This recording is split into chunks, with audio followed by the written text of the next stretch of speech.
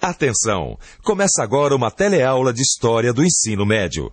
Você vai assistir a teleaula de número 13. Bons estudos!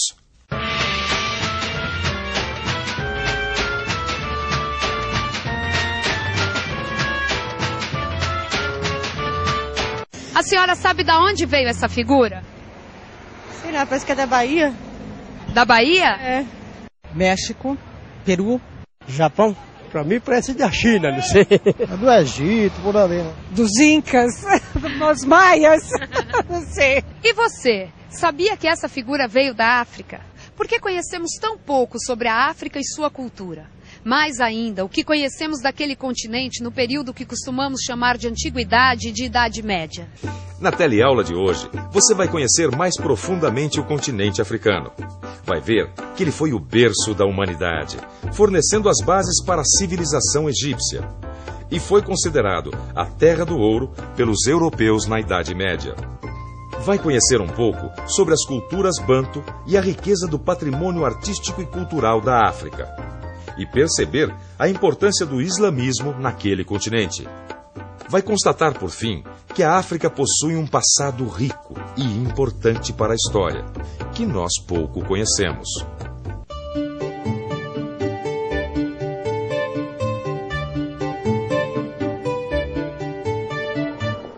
Nossa, gostei daqui. Deve ser bem interessante esse museu, hein, Joana? Olha, interessante não é bem o termo, eu acho que é mais do que isso. É um museu vivo, que resgata a memória afro-brasileira.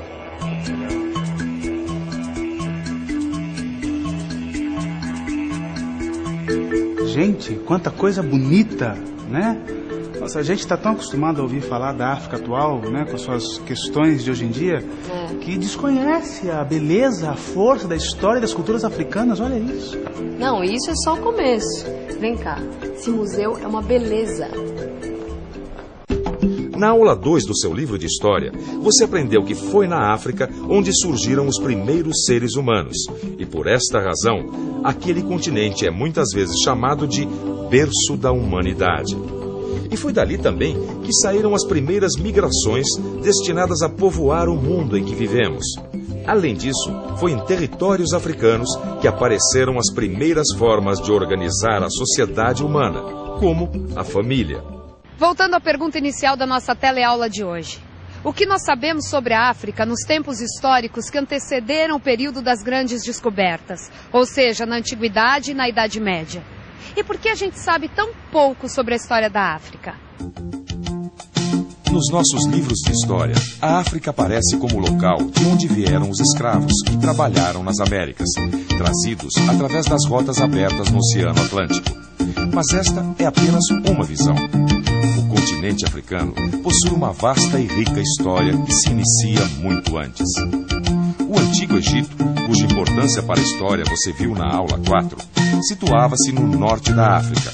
E a sua relação com o interior do continente africano foi, desde a sua formação, muito importante para a sua identidade política e religiosa. Por volta do ano 2000 a.C., surgiu ao sul do Egito um reino africano poderoso e influente, conhecido como Kush, na região que mais tarde ficou conhecida como Núbia. Os Cushitas, como eram chamados, chegaram mesmo a dominar o Egito entre os anos 750 a 700 a.C. e deixaram forte influência na arte e na arquitetura daquela terra. Essa obra pertence a um povo chamado Ati, que vive a leste da Costa do Marfim. Ela é usada pelos sacerdotes. Na verdade, ela é um veículo de comunicação com o mundo ancestral. Mas o mais interessante nessa obra são os elementos ligados à beleza feminina na África. Vejam que ela tem braços e pernas bastante musculosos, um penteado elaborado e marcas corporais, que são as escarificações, símbolos de identidade e hierarquia em todo o continente africano. É incrível como nós sabemos tão pouco sobre a história da África. A gente precisa se informar mais sobre essa época. Mas por que essa história da antiguidade africana não é conhecida? Eu acho que há um pouco de preconceitos, de ignorância e também de uma questão ideológica. Que para você colonizar um povo, tem que justificar. A justificação do discurso da missão colonizadora era de que A África era um deserto cultural. Não havia história, não havia cultura. Então nós temos toda a razão para civilizar esses povos, para poder levá-los ao nível dos homens. Nós precisamos recuperar essa memória, ensinar a história de todos os povos que formaram o Brasil como país, como povo e como nação. De Cartago eu já tinha ouvido falar alguma coisa, agora desse reino de Aksum, nunca. Mas como pode isso, não? Não, e não para por aí, não. A riqueza da África nesse período, que vai da Antiguidade até a Idade Média, é muito grande. Surgiram muitos reinos mais. É verdade. Entre os séculos 9 e 15 depois de Cristo, surgiram poderosos reinos na região conhecida como Sudão Ocidental. Os antigos reinos de Gana, de Mali e de Songhai ficaram conhecidos pelo controle que tinham sobre as rotas de comércio e as minas de ouro da região. Esses reinos comerciavam com diferentes partes do mundo, incluindo a Europa e o Oriente. Faziam esse comércio através de rotas de caravanas que atravessavam o deserto do Saara e chegavam até o norte da África. E além dessas rotas através do deserto, havia também rotas marítimas, pelo litoral da África Oriental, pelas águas do Oceano Índico, em direção à China e à Índia. Este comércio fazia com que houvesse intercâmbio muito intenso de tecnologia e conhecimento. A riqueza desses reinos africanos era tão famosa na época medieval que a África era conhecida como a Terra do Ouro e também a Terra do Marfim, das minas de sal, enfim, um território muito rico, cheio de prosperidade. Tanto que num mapa do século XIV, os reis africanos foram representados com uma pepita de ouro nas mãos. E a língua, hein, Joana? É um continente tão grande, tantos povos, né? Que língua eles falavam? Era a mesma? Acho que não, mas sei que muitas daquelas línguas tiveram origem banto. Banto? Era uma língua? Era mais que uma língua, era um tronco linguístico. Tronco linguístico? É, como o latim, por exemplo. A língua portuguesa descende do latim, assim como o espanhol, o francês, italiano, são línguas latinas. Então muitas línguas africanas se originaram do banto. É. Assim como os povos que falam línguas derivadas do latim são chamados de latinos, os povos que falam línguas derivadas do banto são chamados de bantus. Quitanda. Mochila. Neném. Carimbo. Xodó. Farofa. Todas essas palavras que você acabou de escutar são derivadas de línguas de origem banto, que os africanos escravizados trouxeram para o Brasil. Mas existem muitas mais. Vamos pensar um pouco. Como eu faço para entender a importância do banto na África?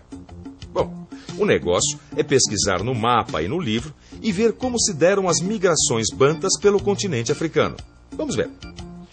A primeira grande leva de migração banta teria se movimentado no final do 2º milênio antes de Cristo, saindo de uma região que hoje seria a fronteira entre Camarões e Nigéria. Estes grupos cruzaram a região onde atualmente se situa a República Centro-Africana, ocupando áreas dentro e fora da floresta equatorial. Puxa, agora vamos dar um pulo no tempo, 900 anos antes de Cristo. E temos aqui uma segunda leva migratória. A esta altura, havia 2 grandes grupos falando línguas aparentadas, mas diversas. Os bantus do oeste, que permaneceram na região que hoje estaria entre o norte da República Popular do Congo e o leste do Gabão. E os do leste, que se assentaram na região que hoje é a Uganda. Aí está. Realmente, agora eu consigo visualizar a influência do banto no continente africano.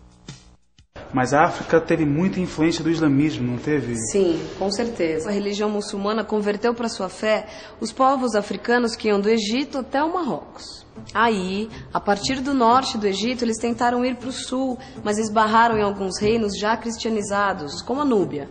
Então, ainda no norte, expandiram-se na direção oeste. E foi com grande força que isso aconteceu, porque essa parte da África passou a ser conhecida como Maghreb. Maghreb? É uma palavra árabe que significa oeste. E aí parou por aí? Não. A expansão do islamismo ainda alcançou o poderoso reino de Gana na África Ocidental. E também converteram este reino? Não. Gana não se converteu ao Islã, mas abriu suas portas para os comerciantes muçulmanos, aumentando a influência do comércio em todo o continente, integrando a África, a Europa, o Oriente Médio e até a Ásia. A religião muçulmana possui uma relação de irmandade entre os fiéis.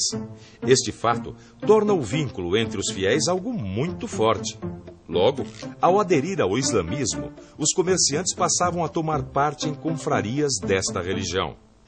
E os hábitos de honestidade nos negócios e hospitalidade para um irmão de fé eram algo sagrado.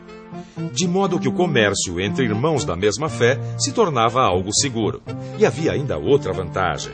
As rotas comerciais estavam se estendendo cada vez mais, chegando até Pequim. Assim, a África muçulmana se interligava de modo dinâmico a todo o mundo conhecido. Joana, esse museu foi um passeio incrível. Obrigado por me trazer aqui. Eu sabia que você ia gostar. Não, vendo essas coisas tão ricas, tão bonitas, fica só aquele ponto de interrogação na cabeça, sabe? Por que conhecemos tão pouco sobre essa história? As razões para isso são muitas, né? O nosso ensino sempre foi mais centrado na cultura europeia. Sabemos muito mais sobre a Europa, tanto na Antiguidade como na Idade Média. O importante é tomar consciência dessa falta de informação e correr atrás do tempo. Não, verdade. Está mais do que na hora da gente se interessar mais pelo continente africano e a sua história. É isso aí. E atenção, se liga aí que é hora da revisão. Na teleaula de hoje, você constatou que nem sempre as imagens que chegam até nós falando da África refletem a complexidade e a riqueza da sua história. Recordou que a África é considerada o berço da humanidade, pois ali os primeiros humanos começaram a migrar e povoar a terra. Também foi naquele continente que se iniciou a organização das pessoas em famílias. Viu que a África produziu povos e civilizações de grande importância cultural e econômica que marcaram a história na antiguidade, como o Egito, o Reino de Cush e a cidade de Cartago, entre outros. E também aprendeu que no período que conhecemos como Idade Média, a África era conhecida por sua riqueza e chamada de a Terra do Ouro. Naquele tempo, reinos poderosos como Gana, Mali e Songhai dominaram a parte ocidental da região de savana ao sul do deserto do Saara, no território africano. Soube que o Banto é um tronco linguístico e base de muitas línguas africanas, e também que os povos que habitavam o mesmo território foram se unindo e criando suas identidades étnicas, com base na sua língua, seus costumes, sua religião e a memória comum. Por fim, aprendeu que desde o século VII d.C., a religião islâmica penetrou na África a partir do norte, criando vínculos poderosos dentro do continente, fortalecendo o comércio e interligando os ricos reinos africanos à Europa, ao Oriente Médio e à Ásia. Agora é com você. Bons estudos.